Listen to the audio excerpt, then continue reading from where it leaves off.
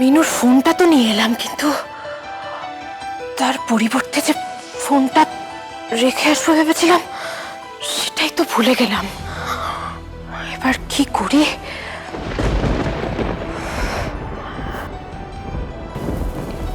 না না না, এখন আর উপরে যাওয়া যাবে না। তাহলে কি করি? এখানে কোথাও এই ফোনটা রেখে যাব? হ্যাঁ, তাই করি। মিনু ভাববে যে ওই ভুল করে ফোনটা এখানে রেখে গেছে।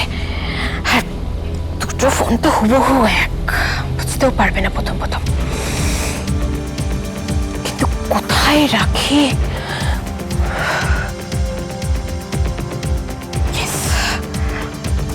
এই সেন্টার টেবিলে রেখে যায়।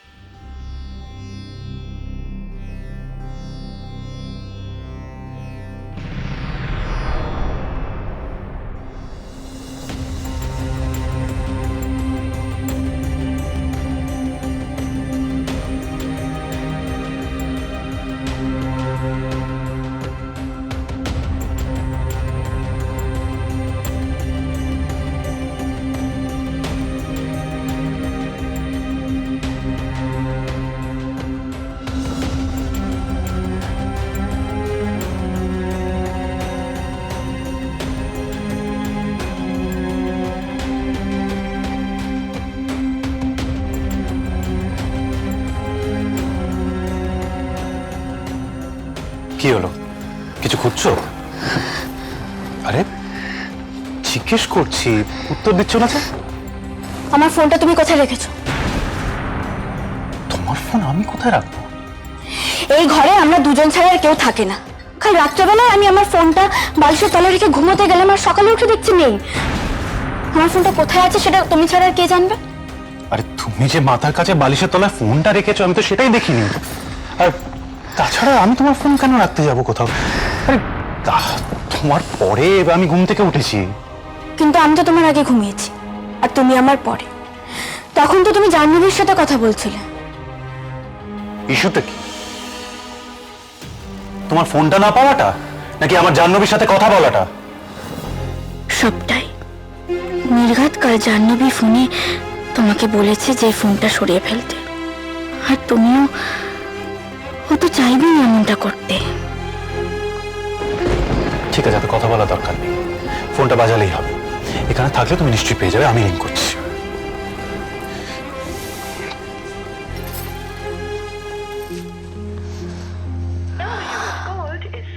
কি ফোনটা তো সুইচড অফ।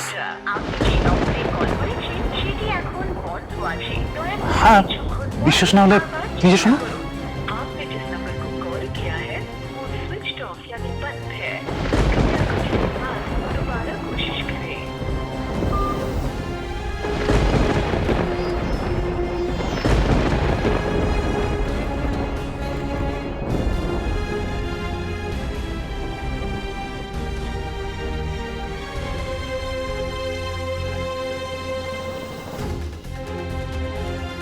ভগবান, আরে কি হয়েছে?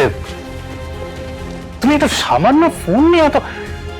আচ্ছা ঠিক আছে, দাঁড়াও দাঁড়াও, আমি খাটের তলায় দেখছি, হয়তো খাটের তলায় পড়ে গিয়ে সুইচ অফ হয়ে গেছে। আমি জানি ওটা আমি আর পাবো না। ওটা কেউ চুরি করেছে। না, ভুল বললাম, ওটা চুরি করিয়ে নিয়েছে। এসব কি উল্টো পাল্টা বলছো তুমি মিনু?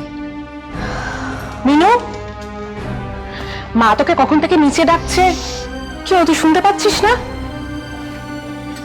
কি হয়েছে? কি মুখটা এরম কেন? শরীরটা খারাপ নাকি? হ্যাঁ? আরে না, ও ফোনটা হারিয়ে ফেলেছে, তাই ও... ফোন তো হারাইনি। ফোন হারাবে কেন? এই তোর ফোন কাল রাত্রে ড্রয়িং রুমে রেখে গেছিলি। নে, সকালবেলা আমি এলাম এটাকে। শান্তি, বুঝতে পেরেছো এবার তুমি কতটা মিন মাইন্ডেড? এত রুডলি বিহেভ করলে, এত বিশ্রীভাবে কথা বললে, অথচ দেখো আসলে জানো তো কি, এই যে তুমি রুড আর এই খারাপ বিহেভিয়ারটা করো না, এটা তুমি সবার আড়ালে করো, তাই কেউ দেখতে পায় না।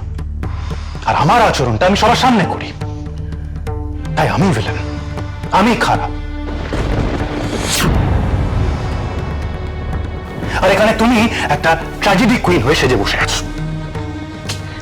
আমি তো একটা জিনিস বুঝতে পারছি না, একটা সামান্য ফোনের জন্য এক্স্যাক্টলি, সামান্য একটা ফোন, সেটা তুই ওকে বোঝা দিদি ভাই, ওকে বোঝা যে সামান্য একটা ফোনের চেয়ে মানুষের সাথে মানুষের সম্পর্কটা না অনেক বেশি দামি। আর হ্যাঁ, এই কথায় কথায় জাহ্নবীকে ছোট করা, অপমান করা, সবার সামনে খারাপ করা, এই প্রবণতাটা না কমাও।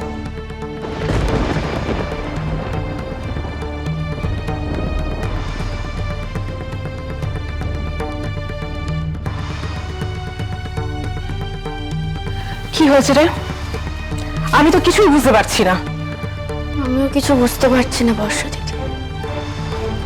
আমি ফোনটা ড্রয়িং রুমে, আমার কিন্তু স্পষ্ট মনে আছে আমি কাল রাতে আমার বালিশের তলায় ফোনটা রেখেছিলাম তো।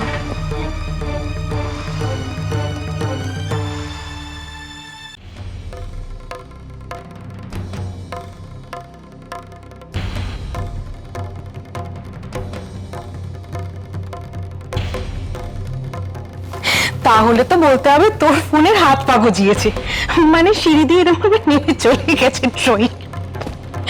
কি রে বল? অথবা হাত পাওয়ালা কোনো মানুষ ফোনটা নিয়ে নিচে নেমে গেছে।